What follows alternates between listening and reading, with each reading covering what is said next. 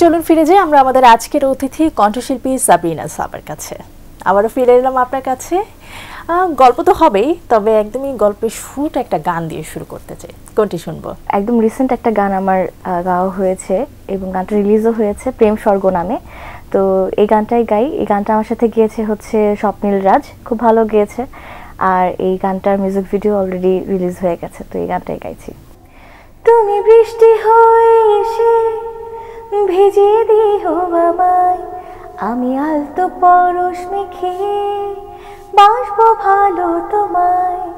আমি বৃষ্টি হয়ে এসে বসবো ঘাসের পাতায়, তুমি চুপটি করে এসে হাত বুলিয়ে দিও মাথায়। আমি তোমার নামে স্বপ্ন বুনি তোমার গল্প কথায়, তুমি আমি হারিয়ে যাব প্রেম স্বর্গ যেথায়, প্রেম স্বর্গ যেথায়, প্রেম স্বর্গ যেথায়, প্রেম স্বর্গ যেথায়, প্রেম স্বর্গ যেথায়, প্রেম স্বর্গ যেথায়, প্রেম স্বর্গ যেথায়, প্রেম স্বর্গ যেথায়। খুবই দারুণ। কয়েকদিন আগেই তো পবিত্র ঈদ উল ফিতর শেষ হলো। এই মুহূর্তে ব্যস্ততা আসলে কি নিয়ে চলছে, বা ঈদে কি কি গান রিলিজ পাওয়া হয়েছে শুরুতে সেটাই জানতে চাই। ঈদ আমার কাছে এত মজার একটা ফেস্টিভ্যাল যে আমার ঈদের পর আরো 10 দিন ঈদের একটা আমেজ থাকে, যেমন এখন আমার খুব ঈদ আমেজ আছে। আর আলহামদুলিল্লাহ এই বছরে অনেকগুলো কাজ করা হয়েছে। এর মধ্যে কিছু আছে একটু কাভার সং, ফিউশন, কিছু পুরোনো দিনের এবং ফোক ফিউশন আছে, কিছু কাজ নিজের মৌলিক গানও কিছু আছে, কিছু রয়েছে কোম্পানির কাজ, কিছু রয়েছে নতুন কিছু ইউটিউব চ্যানেলের কাজ। এবং আমার মজার ব্যাপার হচ্ছে যে আমার নিজস্ব একটা ইউটিউব চ্যানেল আমি দ্বিতীয়বারের মতো ওপেন করেছি। আগের ইউটিউব চ্যানেলটা মানে নষ্ট হয়ে গেছে আনফরচুনেটলি। তো নতুন ইউটিউব চ্যানেলের কাজ শুরু করেছি। পাচ্ছেন সেখানে? মোটামুটি ভালো সাড়া পাচ্ছি, কারণ যেহেতু আগে থেকে মানুষ আমার গান পছন্দ করেছে বা করছে, অনেকে নতুন গানের অপেক্ষায় আছে। তো সবার একটাই প্রশ্ন যে কখন গান আসছে। তো নতুন চ্যানেল শুরু করতে গেলে একটু প্রস্তুতি নিতে হয়, তো সেভাবেই প্রস্তুতি নেওয়ার চলছে আসলে। প্রেম স্বর্গ তো 2024-এর শেষ দিকে রিলিজ পাওয়া হয়েছিল। এর পরবর্তীতে কোন গানটা নিয়ে কাজ করা হলো? ঈদ উপলক্ষে একটা গান রিলিজ হয়েছে, প্যারা নাই। তো এই গানটা আমার সোলো একটা গান। এই গানটা খুব কি বলে এটাকে, ড্যান্স মোডের একটা গান। আচ্ছা, ঈদ একটা ভাইব আছে। তো জানি না দর্শকের উপর ডিপেন্ড করছে যে কিভাবে গ্রহণ করবে। নিঃসন্দেহে সবগুলো গানের মধ্যে দারুণভাবে গ্রহণ করবে। এটার মিউজিক ভিডিও করা হয়েছে নাকি? হ্যাঁ, মিউজিক ভিডিও করা হয়েছে। এই গানটাতে মডেলরা আছেন এবং ব্যাকগ্রাউন্ডে ডান্সাররা আছেন। খুব মজা করে তারা নেচে গিয়ে গানটা সুন্দরভাবে শেষ করেছে। একটু যদি শুনি। গানটা শুটিং হচ্ছে পরিবাগের একটা স্টুডিওতে, আর হচ্ছে আমরা কিছু আউটডোরও করেছি। তো এইভাবেই আর কি। একদমই নিজস্ব গান ছিল এটা? সোলো একটা গান ছিল। বাট প্রেম স্বর্গ সম্পর্কে আবার একটু শুনতে চাই যে এটা যেহেতু লাস্ট গান রিলিজ পাওয়া, এটাতে কেমন সাড়া পেয়েছিলেন? আসলে এটা একটু সফট মেলোডি গান, আর সফট মেলোডি দিয়ে যেহেতু আমার পথ চলা শুরু ইন্ডাস্ট্রিতে, তো স্বাভাবিক মানুষ খুব সুন্দরভাবে গ্রহণ করেছে। তবে আমার মনে হয় যে বেশ কিছু গান ইতিমধ্যে মানুষ অন্যভাবে নিয়েছে, যেমন ফোক ফিউশন কিছু করেছি, সেগুলো মানুষ অন্যভাবে নিয়েছে, ভালোভাবে নিয়েছে। এটাই আসলে আমার কাছে মনে হয় যে আমি আসলে ভার্সেটাইল হতে চেয়েছি এবং সেই পথ ধরেই আমি এগিয়ে যাচ্ছি। আসলে যেহেতু ফোক ফিউশনের কথা বলছেন, আমি যতদূর জানি যে আপনি একটা প্রজেক্টে আছেন যেখানে হচ্ছে বাংলাদেশের 100 ফোক শিল্পীকে নিয়ে 100টা ফোক গান করা হবে, একটা ফিউশন, এবং সেখানে আপনি আছেন। রিলিজ কি পাওয়া হয়েছে নাকি সেটা মানে অন দ্য ওয়েতে আছে? ই পিয়ানো নামের একটা প্রজেক্ট, এবং এই প্রজেক্টটা আসলে শুধু ফোক শিল্পী না, ইন্ডাস্ট্রির অনেক নামি গুণী শিল্পী, সিনিয়র এবং জুনিয়র মিলেই এই প্রজেক্টে কাজ করা হয়েছে। কিন্তু মজার ব্যাপার এখানেই যে সে আধুনিক গানের শিল্পী হোক কিংবা রকস্টার হোক, সবাই আসলে বাংলার যে একটা শেকড়ের টান, এই অনুভূতিতেই আসলে ফোকের একটা বিশাল সংগ্রহশালা তৈরি হয়ে গেছে এই 100টা গানের মধ্যে। তো এটা আসবে হচ্ছে এই তো এপ্রিলের মাঝামাঝি সময়ে আসলে আসবে। তো এটা আস্তে আস্তে এক একজনের গান রিলিজ হতে থাকবে। তো দেখা যাক আমারটা কখন রিলিজ হয় আমি এখনো পর্যন্ত জানি না। বাট আমি যে গানটা করেছি সেই গানটা আমি বলছি কৃষ্ণপক্ষ কালো পক্ষ একটা গান। এবং এটা আপনারা অনেকেই জানেন যে এই গানটা হচ্ছে মূলত আনুষা আনাদিলের কণ্ঠে খুব ভালো সাড়া পেয়েছিল। তো আমি জানি না আমারটা কিভাবে গ্রহণ করবে মানুষ। এটা খুব দারুণ একটা প্রজেক্ট। বা আমরা হয় কি আমরা বাঙালিরা দিন শেষে যত গানই শুনে থাকি না কেন ফোক আমাদের হৃদয়ে আলাদাভাবে জায়গা করে নেয়, এবং সেখানে যদি বাংলাদেশের সব গুণী মানুষরা আপনারা যদি সবাই মিলে 100টা গান করেন এটা নিঃসন্দেহে দারুণ। এই প্রজেক্টটা হচ্ছে একটা মাইলস্টোন তৈরি করেছে, একটা হিস্ট্রি তৈরি করেছে। কিরকম, আমরা যারা গানে কণ্ঠ দিয়েছি আমার লাইফে এটা প্রথম না যে আমি ওয়ান টেকে ভয়েস দিয়েছি। এই গানটা আমার ওয়ান টেকে ভয়েস দেওয়া হয়েছিল। ওয়ান টেকে ভয়েস দেওয়া হয়েছে। শুধু সেটা না, আমরা এই যে 100 জন শিল্পী একদিনে এফডিসিতে 100টা গানের শুটিং হয়েছে। একদিনে 100টা গানের? আচ্ছা, এটা কিভাবে সম্ভব হলো? এইটাই হচ্ছে দেখার বিষয় যে কিভাবে সম্ভব হলো। এবং এটা আমি একটু বাড়িয়ে বলছি না, কোনো ধরনের কোনো মিথ্যে এখানে নেই। তো এই প্রজেক্টটা মূলত সম্পন্ন হয়েছে শান ভাই এবং হচ্ছে ডিজে রাহাত এবং আদিব মিলে এই প্রজেক্টটা করেছে। আদিব এবং হচ্ছে Adib is a very talented guy. ও হচ্ছে খুব রিসেন্টলি অনেক ভালো ভালো কাজ করেছে। ও কম্পোজার হিসেবে ভালো, শাক ভাইয়াও কম্পোজার হিসেবে ভালো। এই দুজনের হচ্ছে পিয়ানো আর ডাব স্টেপের মিশেলে হচ্ছে এই প্রজেক্টটা করা হচ্ছে। তো ডিজে রাহাত ভাইয়া পুরোপুরি তত্ত্বাবধানে ছিল আর কি। শুটিং এর অভিজ্ঞতা কেমন ছিল? যেহেতু বারবারই বলছিলেন যে একদিনে 100 জন আর্টিস্ট, আপনার সিনিয়র অনেকে ছিলেন, আপনার জুনিয়র অনেকে ছিলেন, সো সবার সঙ্গে কোলাপটা আসলে কিভাবে করা হয়েছিল? আসলে ওই যে টাইমিংটা যেভাবে দেওয়া ছিল ঠিক সেভাবে সবাই গিয়েছে। জাস্ট ওভাবেই, কারো হয়তো এক টেকে হয়নি বা 2 টেকে এরকম করে হয়ে গেছে আসলে। বাহ, দারুণ। সেই গানটা কি আমরা শুনতে পারবো নাকি সেটার জন্য অপেক্ষা করতে হবে? না, আমি শুনিয়ে দেবো। অবশ্যই শুনে আসি। কৃষ্ণ পক্ষ কালো পক্ষ কোন পক্ষে হেতে মধু আছে গো, কৃষ্ণ পক্ষ কালো পক্ষ কোন পক্ষেতে মধু আছে গো, ও কালো ভ্রমর জানে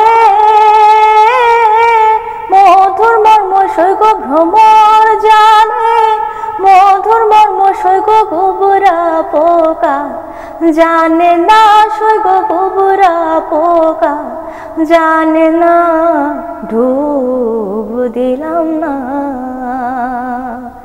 ওই এমন ভবে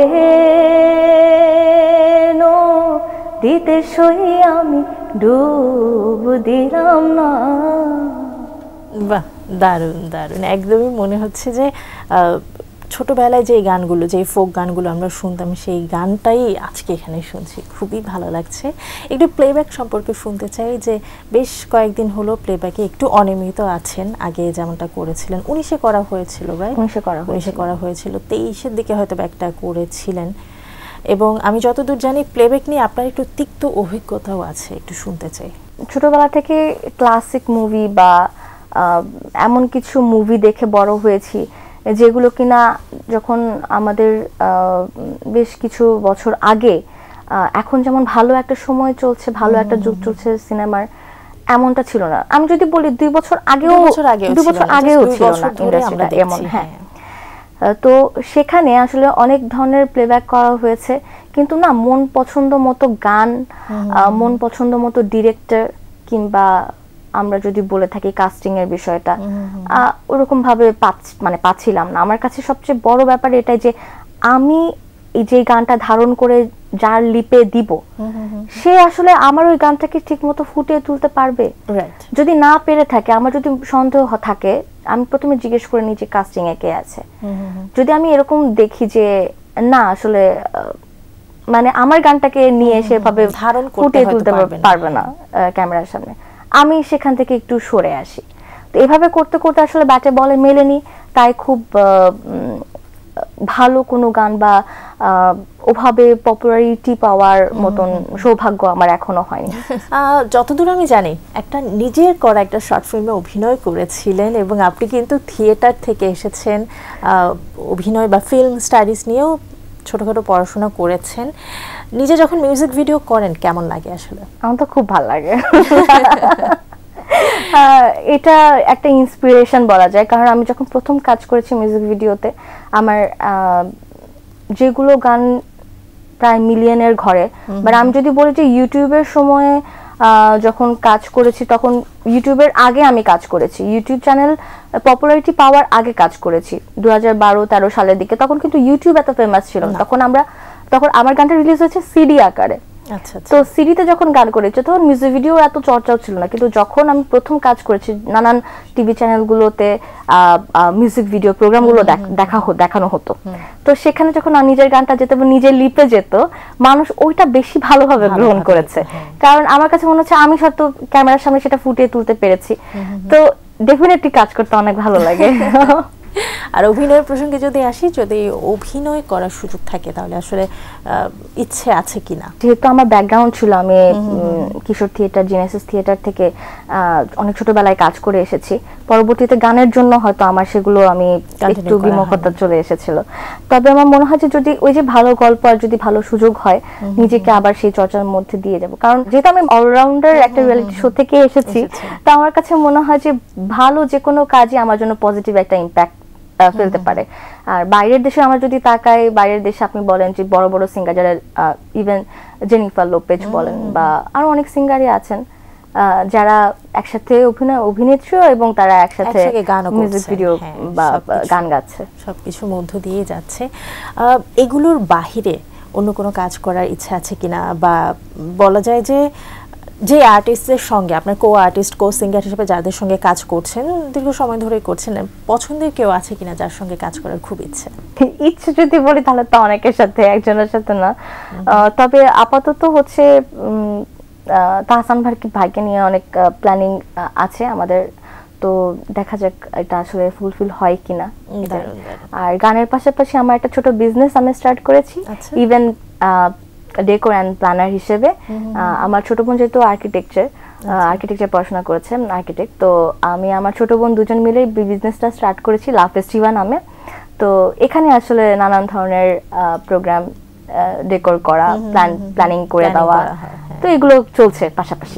দারুণ, অনেক অনেক শুভকামনা রইল। অনেক কিছুর সঙ্গে যুক্ত হচ্ছেন, সবচেয়ে বড় কথা হচ্ছে সৃজনশীল কাজগুলোর সঙ্গে নিজেকে যুক্ত করছেন, খুবই ভালো লাগলো। একদমই শেষ মুহূর্তে চলে এসেছি, আপনার গান শুনতে শুনতে বিদায় নেব, তবে তার আগে অসংখ্য ধন্যবাদ জানাতে চাই, অনেক শুভকামনা রইল। আপনাকে অনেক ধন্যবাদ, থ্যাংক ইউ সো মাচ। তবে আমি একটু বিদায় নিয়ে আসি দর্শকদের কাছে, গান শুনতে শুনতে পরবর্তীতে শেষ করব। প্রিয় দর্শক, এতক্ষণ কথা হচ্ছিল অতিথির সঙ্গে, এবার সময় হলো বিদায় নেবার। আমাদের অনুষ্ঠান সম্পর্কে আপনার যে কোনো মতামত ও পরামর্শ জানাতে লিখুন এই ঠিকানায়। প্রযোজক দিন প্রতিদিন Bangla fission, নুট tower, 110 Bir Uttom Siyad Dutta road, Dhaka 1205। আমাদেরকে ফোন করতে পারেন 96320304 এই নাম্বারে। আমাদের ইমেল অ্যাড্রেস dinprotidin@banglavision.tv।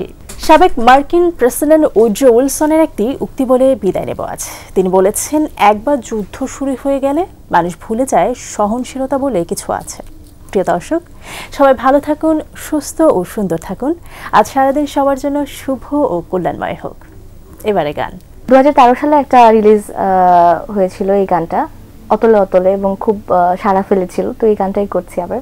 অতলে অতলে বুকের ভিতরে হয়েছো আকাশ, আমারে অন্তরে দিবানিশি মনের মাঝে তোমার নামে বৃষ্টি ঝরে, ভালোবাসি ভালোবেসে যাব সারা জনম ধরে, ভালোবাসি ভালোবেসে যাব সারা জনম ধরে।